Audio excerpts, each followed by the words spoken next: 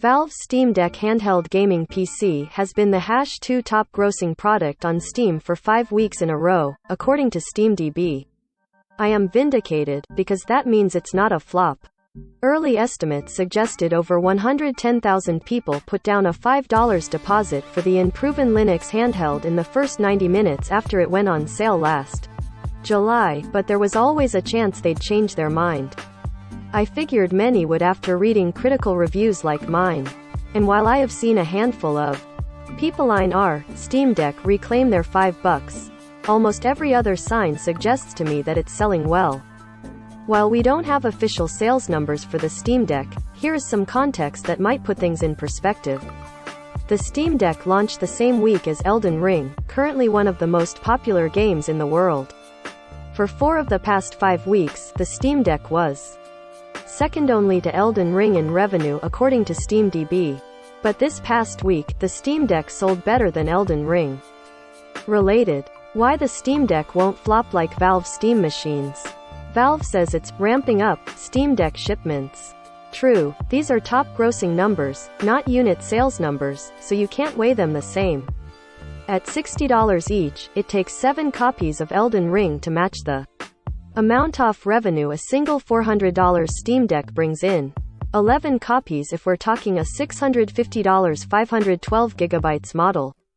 It's also possible that Elden Ring saw the bulk of its sales per launch and during launch instead of in the weeks since. Elden Ring pre-orders did chart back in November and January as well. But I doubt the game's truly trailed off given the incredible word of mouth that's been following it since its February 24 debut. Either way, we're talking about a game that had already sold 12 million copies as of March 16, where, at least in Europe, almost half of those sales were on PC, and where PC effectively means Steam because it's not on Epic or the Windows Store. So those #1 and #3 top-grossing numbers for Elden Ring on Steam probably represent a lot of copies. If the Steam Deck, at #2, is selling even a sizable fraction of Elden Ring while batting away everything else save LEGO Star Wars, it's going to be real hard to call the deck a flop.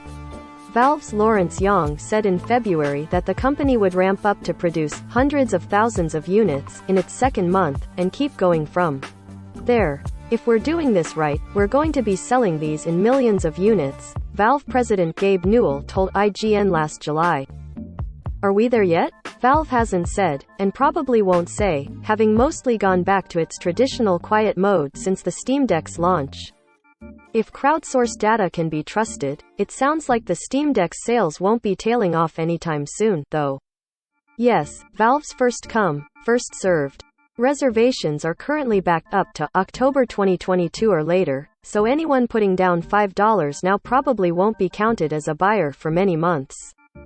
But also, the Steam Deck community has figured out that Valve is still working through the first 15 minutes of pre-orders from the very first day you could reserve one, July 16, 2021.